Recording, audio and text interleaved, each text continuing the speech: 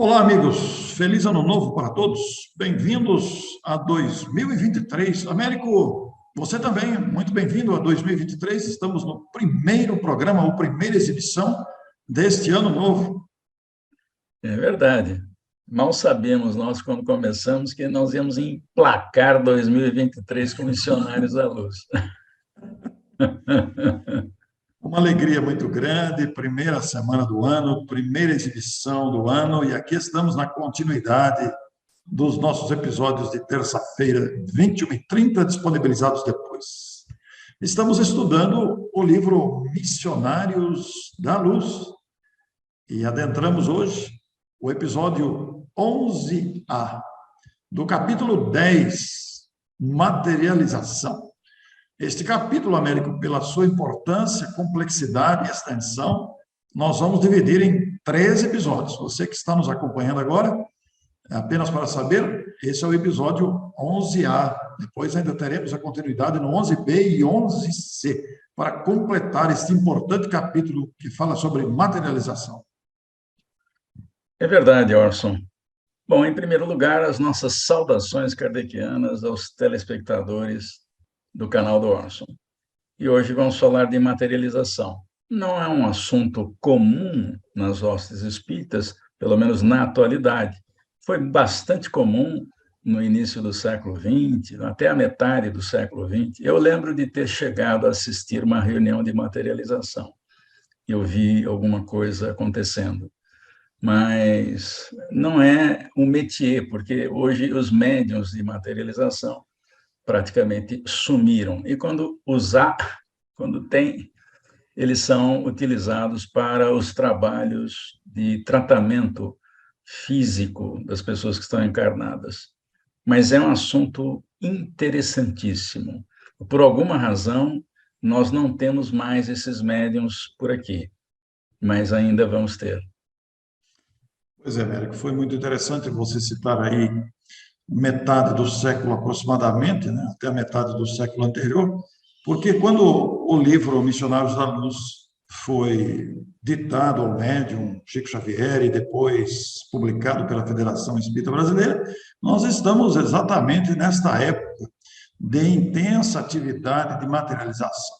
E o Espírito André Luiz, autor da obra aqui, dos textos que temos nos valido nos nossos episódios, ele já começa o capítulo dizendo que tinha um grande interesse nesse estudo dos fenômenos de materialização e pediu o concurso de Alexandre, que é o instrutor de quem ele está se valendo nesse aprendizado. E Alexandre colocou-se gentilmente para atender ao desejo de André, informando que o nosso grupo não realiza trabalhos dessa espécie, mas não teremos dificuldade de recorrer a outros amigos. A gente vê lá, Américo, que tem esquema também lá, né? Temos companheiros devotados, cooperando em núcleos de atividade dessa natureza.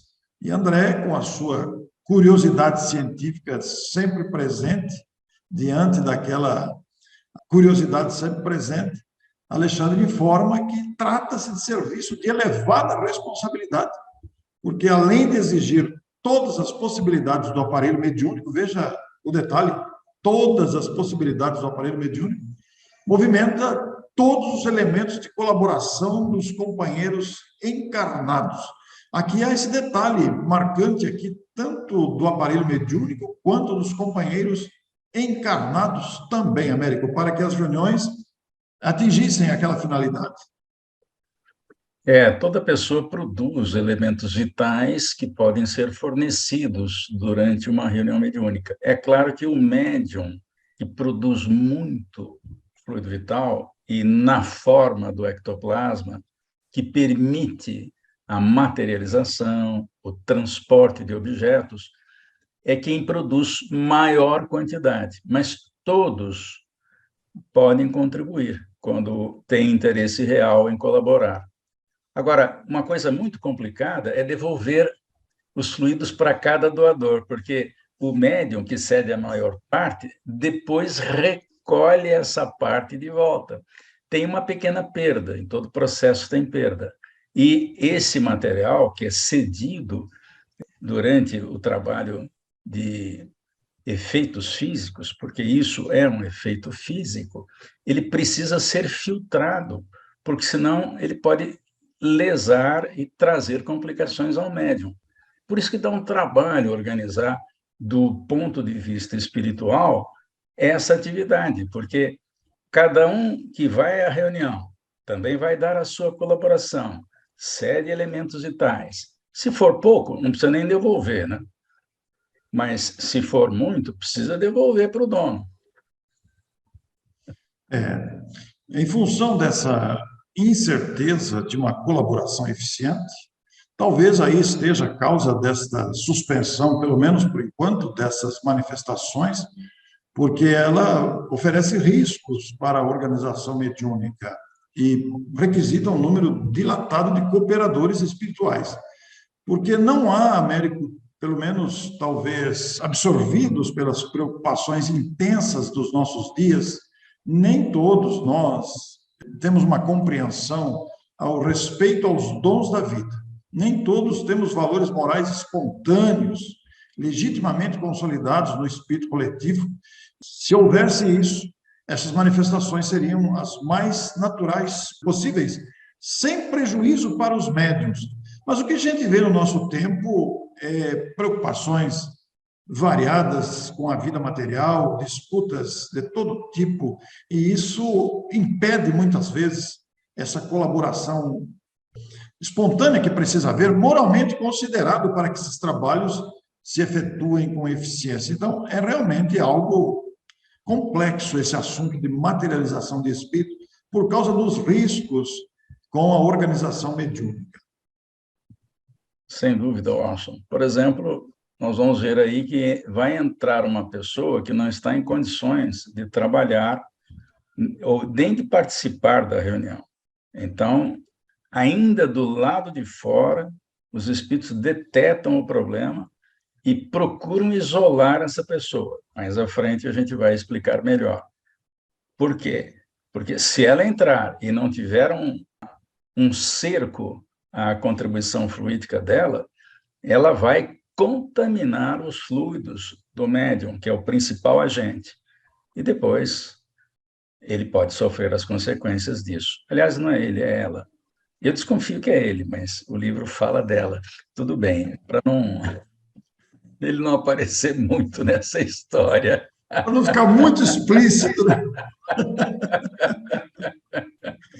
Pois é, Américo, o que me chama bastante atenção nesse começo de capítulo aqui, né, os fracassos que estão sujeitos, esses fenômenos, essa sujeição ao fracasso e aos prejuízos à mediunidade, porque normalmente, pelo menos nos dias atuais, se isso estivesse em linha corrente nos nossos dias, nós vemos aí a curiosidade, muitas vezes leviana, desacompanhada dos valores dos sentimentos, do caráter, da retidão, da consciência do que seria o objetivo de uma materialização de espírito.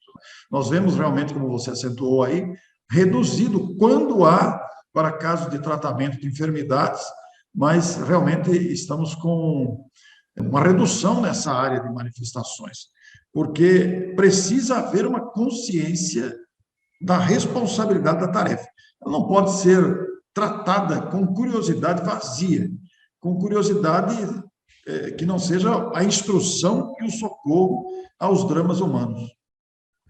Você veja como esse fluido é sensível, Orson, porque eu acredito que ninguém vá a uma reunião espírita, e não eram muitos os frequentadores dessa reunião,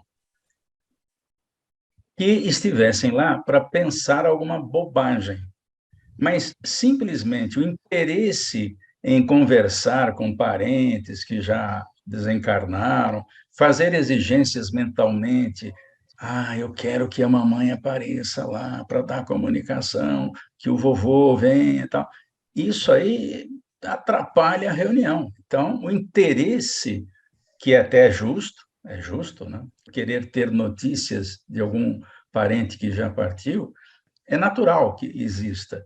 Mas em reuniões de materialização, qualquer pensamento que não seja harmonioso vai dar problema. É esquisito a gente falar isso, mas é o que está depreendido aqui das lições, porque ninguém acha que vai numa reunião dessa para pensar besteira, né?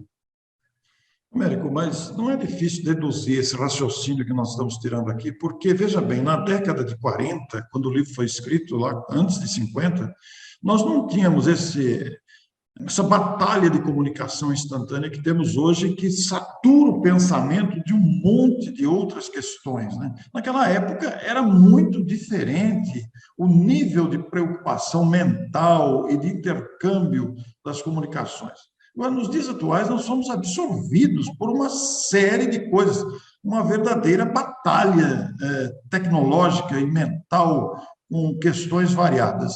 E, no entanto, é o que nós estamos depreendendo do texto aqui, porque realmente talvez não tivéssemos condições de dedicarmos com disciplina que exige um trabalho dessa ordem. E o André estava aqui ansioso, naturalmente. A ansiedade não deixa de ter um certo prejuízo, não, tem isso também, ansiedade, mas o André está ansioso. Ele queria observar os trabalhos prodigiosos daqueles espíritos que ali estavam para essa finalidade. E Alexandre, seu instrutor, delicado como sempre, favoreceu ele com as providências necessárias daquela questão. Alguns amigos puderam atender a sua curiosidade sadia, e ele foi notificado de todas as medidas. A reunião seria iniciada às 21 horas, com antecedência de 50 minutos. Estávamos ali, na sala íntima, acolhedora e confortável, onde um grande número de servidores do plano espiritual iam e vinham.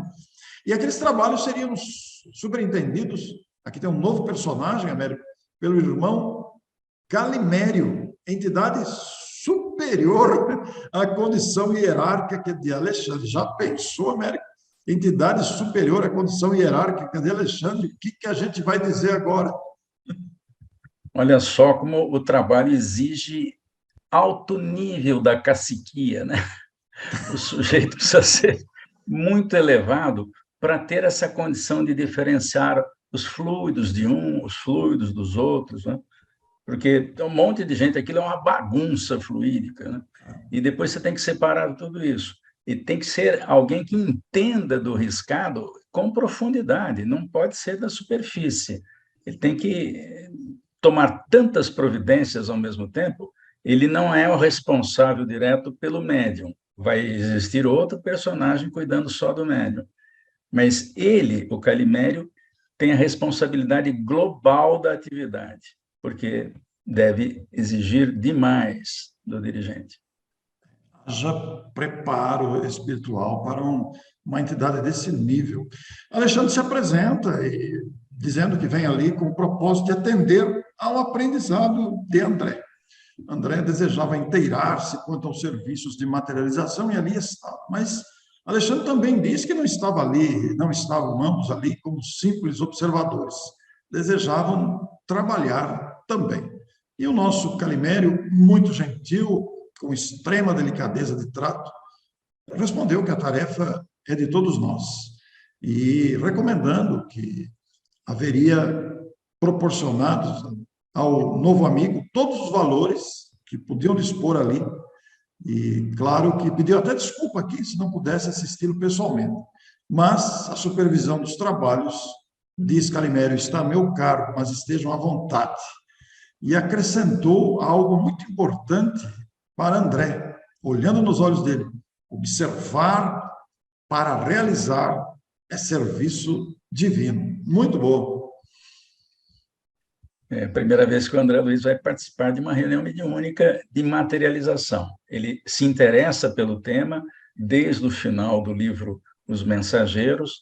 Aqui ele aprofunda um pouco mais, depois ele vai aprofundar mais ainda quando escrever o livro Nos Domínios da Mediunidade, e, finalmente, ele vai dar a sua contribuição no livro Desobsessão, que ele mesmo assina. Claro que deve ter coletado informações com vários mentores na vida espiritual para registrar uma série de providências que antecedem, que acontecem durante a reunião mediúnica e que depois sucedem após a reunião.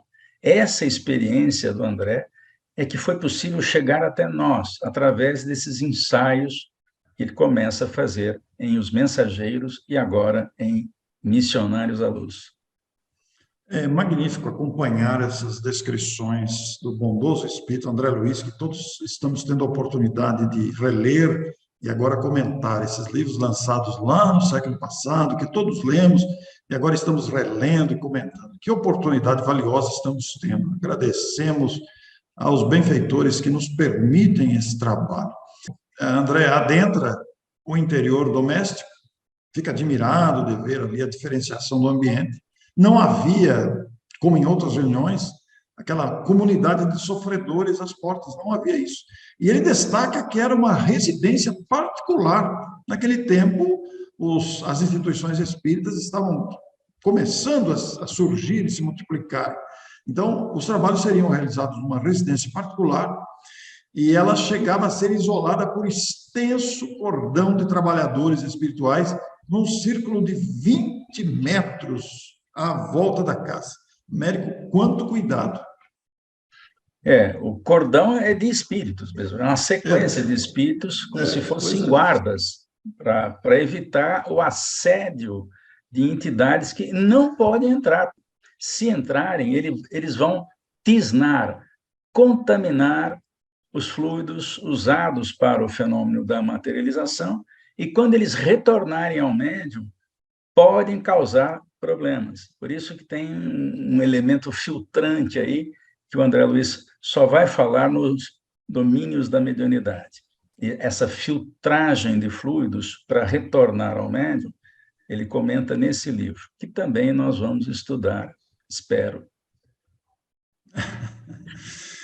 E André, sempre com a sua curiosidade didática, que nos favorece tanto, observando essa extensão de cuidados ali colocados em prática, pergunta: se é preciso tamanho zelo no que se refere ao nosso campo de serviço, não se fará a mesma exigência aos companheiros encarnados com a função de assistentes? Nós vimos lá o cordão formado por espíritos para impedir a entrada de espíritos desequilibrados ou sofredores, que podem, inclusive, afetar a saúde do médium de materialização. E agora André faz uma pergunta muito inteligente, né? Porque já que está tendo tanto cuidado com os desencarnados, como é que ficamos com a questão dos encarnados que ali comparecem? E, naturalmente, era uma pergunta sutil que Alexandre percebeu e respondeu: todo o perigo desses trabalhos está na ausência do preparo dos nossos amigos da crosta, os quais, na maioria das vezes, alegando em positivos científicos, se furtam a comezinhos princípios de elevação moral. Quando não se verifica o devido cuidado dos encarnados, o fracasso pode assumir características terríveis, porque os irmãos que estabelecem as fronteiras vibratórias no exterior do recinto não podem impedir a entrada de entidades inferiores, absolutamente integradas com as suas vítimas terrenas. Olha o detalhe interessante do cuidado que precisa ter, porque quando não há isso, os espíritos que estão ali nas defesas não conseguem impedir a entrada dessas entidades. Então, você imagina, Américo, quando há apenas curiosidade, a questão fica mais complexa ainda. Então, quando uma pessoa está sob assédio de um espírito inferiorizado, persistente, existe um processo de simbiose.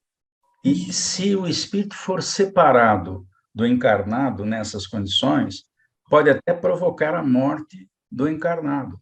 É por isso que eles não podem agir desse tipo. Então, se aparecer alguém ligado a uma entidade perturbadora, ele entra, porque não dá para desligar. Se fosse fácil, os espíritos se isolavam lá atrás antes de entrar na casa. Mas não. Então, essa simbiose que é perigosa. Então, não é todo mundo que pode convidar para uma sessão de materialização. Porque se convidar uma pessoa que aparentemente não tem influência obsessiva, mas na prática tem, ele leva o fulano para dentro da reunião. E esse espírito pode perturbar bastante o ambiente e contaminar ainda mais os fluidos. Eu volto àquela questão, àquela tese levantada anteriormente, né? Hoje, com a multiplicação mais popular do conhecimento espírita, não se tem aquela disciplina que naquele tempo, quando eram poucos os grupos, a disciplina era mais observada. Hoje em dia, nem sempre. Então, talvez seja essa uma das causas, uma das, não a principal, mas uma das, dessa interrupção desses trabalhos de materialização. E referindo-se a essa simbiose que você tão bem explicou, né, há até uma comparação aqui feita com muita propriedade, que há obsidiados que se sentem tão bem na companhia dos seus perseguidores que imitam as mães terrestres agarradas aos filhos pequeninos, penetrando o recinto consagrado a certo serviço, como quem não se compadece ainda do espírito infantil. Então, as ameaças são inquietantes quando essas entidades, no processo de simbiose, adentram ali. E André faz outra pergunta interessante. Nós já estudamos esse assunto aqui no livro do vampirismo, mas então, considera André Luiz, não devem entrar as vítimas do vampirismo? Lembrando o capítulo já estudado, o vampirismo são aqueles espíritos ociosos que sugam as energias de suas vítimas. E André pergunta isso. E Alexandre, com toda a sua capacidade, a rigor não deveriam entrar, mesmo porque há outros centros onde podem ser socorridos. Mas algumas vezes, a caridade fraternal aconselha a tolerância, mesmo em ambientes como este. Esses espíritos sugadores, às vezes, acompanham os encarnados, América. É o que você falou da simbiose aí. E às vezes eles são obrigados a aceitar, porque faz parte de tolerar fraternalmente, por caridade, a presença desses espíritos, junto com os encarnados. Não tem muita saída. Agora, é isso que dá muito trabalho, porque você tem, às vezes, 2, 3 espíritos para cuidar de um encarnado e do seu acompanhante obsessor. Dá um trabalhão danado. E aí Alexandre acrescenta, né?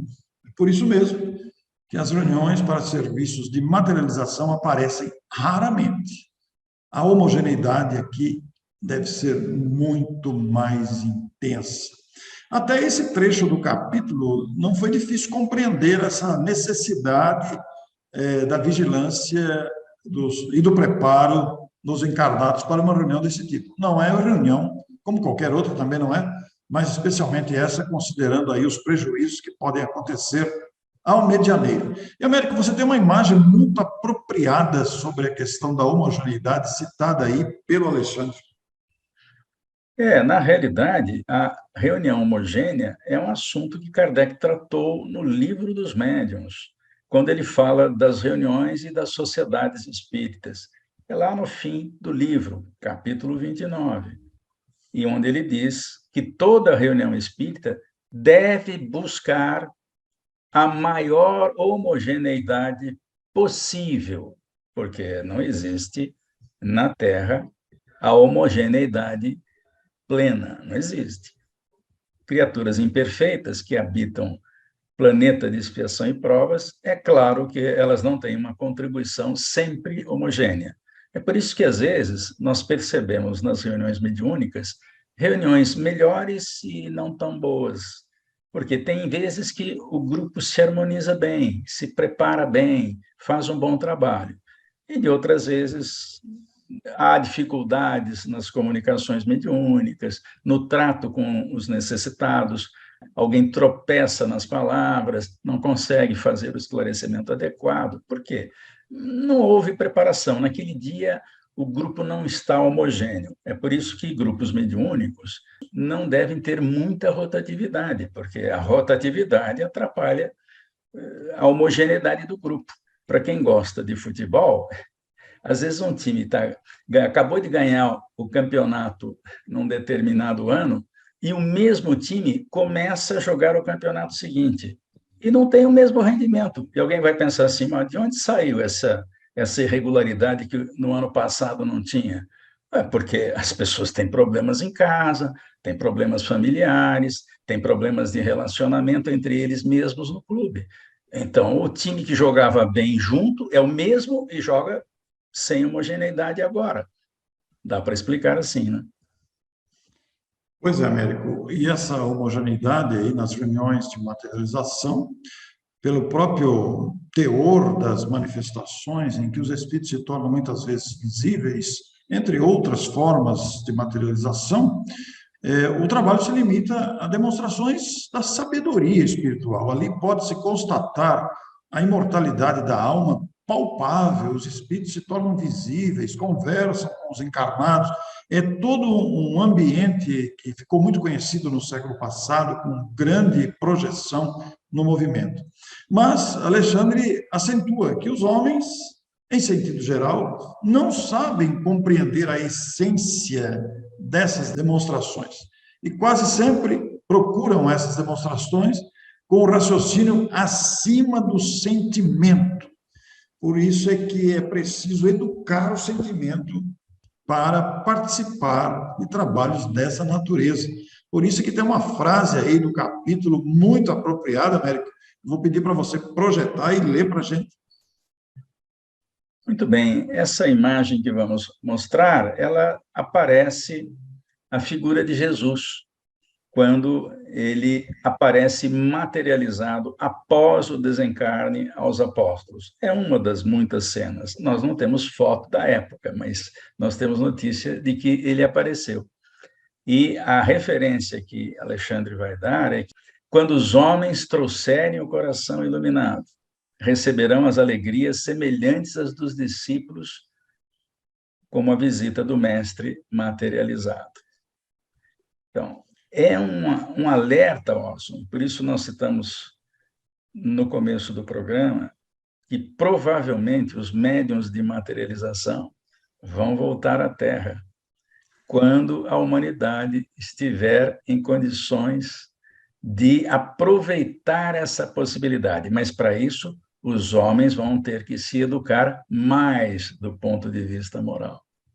Eu fico encantado de ler aqui a expressão coração iluminado, né? Porque nós ainda estamos com o coração cercado de vibrações contraditórias.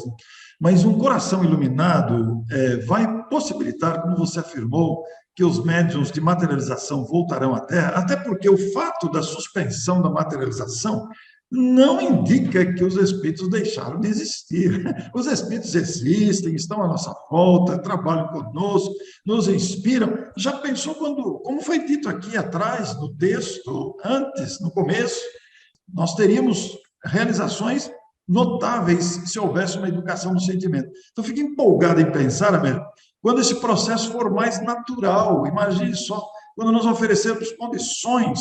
Você imagina estamos fazendo uma palestra lá no Mãos Unidas, e de repente você está referindo-se a alguma questão e materializa-se ao nosso lado ali uma cena, ou a presença de um espírito. Você já imaginou a emoção que isso não causa no público e no próprio palestrante, no dirigente da reunião? E isso vai acontecer com naturalidade no futuro, eu não tenho dúvida disso. Essa previsão é feita pelo próprio Alexandre aqui no texto. Ele está antevendo isso, porque é natural. Quando a humanidade melhora, e o período de regeneração é para isso, é para regenerar, mudar finalmente a maneira de encarar os problemas humanos, os relacionamentos. Isso vai acontecer. Então, nós teremos o mérito de poder ter nas reuniões a possibilidade de alguém se materializar e fazer, por exemplo, um pitaco na palestra. Você sabe, Américo, que muitas vezes eu já vivi isso, os telespectadores talvez estejam surpreendidos com isso que nós estamos dizendo aqui, tá? Isso vai acontecer um dia, né? Mas eu, muitas vezes, em ambientes de grande emoção, seja num filme, seja num espetáculo de teatro, ou mesmo numa apresentação de um coral, de uma música executada, de um momento artístico, inclusive numa palestra, em que os palestrantes, em momentos de grande inspiração, provocam emoção na plateia. Eu sempre comento com a Neuza do meu lado, puxa, nesse momento poderia se materializar o espírito ali no palco, né? Poderia se mostrar visível para nós. Você já imaginou, Américo, que emoção que seria? Não ia dar para perder a palestra dessa.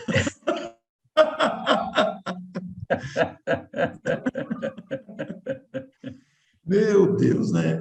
Vamos aguardar. E André, diante de todas aquelas observações, surpreendido, nota o esforço de 20 entidades de nobre hierarquia que movimentavam o ar ambiente.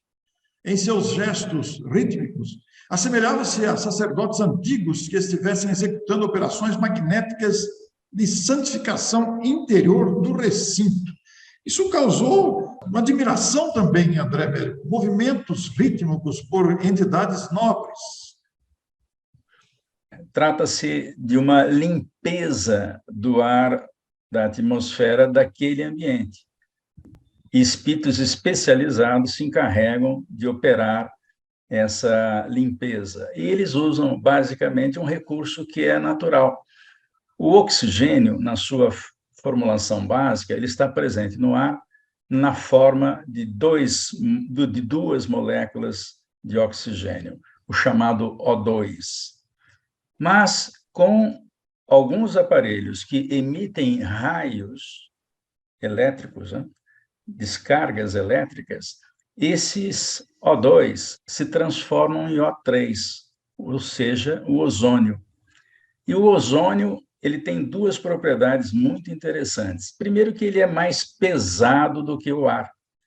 Então, se esses raios acontecerem na região do teto, em cima, na sala, o O2 vai se transformar em O3, e ele é mais pesado, ele vem baixando e limpando a atmosfera, porque a outra característica do O3, além de ser mais pesado, ele é bactericida. Então, ele vai matando os miasmas que estão aqui. Imagino que não só os densos, que são de formação aqui dentro do planeta, ou na superfície do planeta, e também aqueles miasmas que são fornecidos pelos espíritos inferiores que eventualmente estejam na sala. Então, faz uma limpeza geral. A gente mostrou aqui nas figuras o O3, depois mostramos o oxigênio 2, recebendo a ação de um raiozinho, e isso acontece fora, na natureza, quando das tempestades. Então, quando chove muito, com raios, o O2 da atmosfera, sob a ação da descarga elétrica, se transforma em O3. E o O3 vem limpando a atmosfera, por isso que depois das chuvas, todo mundo sente que o ar está mais puro, mais limpo, porque ele foi limpo pela natureza. O Criador concebeu um jeitinho legal de fazer isso sem precisar aparelho. Quanta sabedoria, né? Não precisou de um aspirador de pó, né? Não precisou de uma mangueira, mas a natureza tem recursos naturais que está explicado no capítulo aqui. Aqueles espíritos estão encarregados de operar a condensação do oxigênio em toda a casa, limpando o ambiente. Que coisa! E eles trouxeram pequenos aparelhos, né? Que apareceram instrumentos reduzidos, com grande potencial elétrico, conforme os comentários que o Américo fez para nós, aí, inclusive com a ilustração referindo-se ao ozônio. Isso demonstra a sabedoria da concepção criativa de Deus, que é muito bonito, e nos encanta esse socorro espontâneo oferecido aos próprios filhos. E acrescenta que o ectoplasma, ou força nervosa, que será abundantemente, olha o detalhe, abundantemente extraído do médium, não pode sofrer, sem prejuízos fatais, a intromissão de certos elementos microbianos. Aí está a questão, Américo. Duas coisas. Ele fala aí em prejuízo fatal. Significa que o médium pode morrer, porque ele pode pegar uma infecção desses miasmas no fluido que ele cede, que tem que voltar para ele, e ele pode morrer. Então, olha o cuidado que tem que ter, porque os micróbios estão no ar. Tem gente que fica doente e nem sabe por quê, porque eles estão no ar. Agora, no caso do médium, como sai uma grande quantidade de fluido vital, isso não pode voltar para ele sujo, tem que estar descontaminado, ele precisa ter isso garantido, senão ele corre risco de vida. E por isso o Alexandre usou o termo prejuízo fatal. Ele não falou em morte, mas a gente sabe disso. Esta é a essência do capítulo adentrando aqui a questão da materialização, André está percebendo, está recebendo essas orientações valiosas de Alexandre, está observando o preparo do grupo, o ambiente que ali está sendo limpo, né? Ele percebeu também, surpreendido novamente, o trabalho de várias entidades que chegavam do exterior trazendo extenso material luminoso. E já de imediato, o Alexandre explicou, são recursos da natureza que os operários do nosso plano recolhem para o serviço. Trata-se de elementos das plantas e das águas, invisíveis aos olhos humanos, mas estruturados para reduzido número de vibrações. E André pergunta de novo, serão aproveitados nos trabalhos da noite? Sim, e serão mobilizados pela ação dos orientadores. É isso, Américo? É exatamente isso, né? Recursos da natureza. Isso acontece, por exemplo, em qualquer sala de passe. A gente não vê, mas eles tiram recursos das raízes, dos caules, dos troncos, das cascas das árvores, das folhas, dos frutos, das flores, além da água e do ar. Nós nos lembramos aqui que os espíritos estavam 50 minutos antes presentes ali, aquele preparo da reunião que iria ocorrer. Nós vamos aqui concluir o episódio da noite, esse episódio 11A. Semana que vem trazemos o episódio 11B, quando então André informa que as pessoas estavam chegando, os encarnados adentraram a sala, tomando os lugares que eles eram habituais. Mas esse é o assunto para a próxima semana, quando vamos ver aí essa integração entre os encarnados e os desencarnados, no episódio 11B desse capítulo 10, Materialização. Espero que vocês estejam gostando desse difícil, complexo e extenso capítulo do livro Missionários da Luz. Nossas saudações kardecianas a todos os telespectadores do canal do Orson. E até a próxima. Até a próxima semana, aguardamos você. Bom início de ano para todos, nossa gratidão e nossos votos de saúde e harmonia. Vamos começar o ano novo com uma lição dessa, muito apropriada. Até a próxima semana.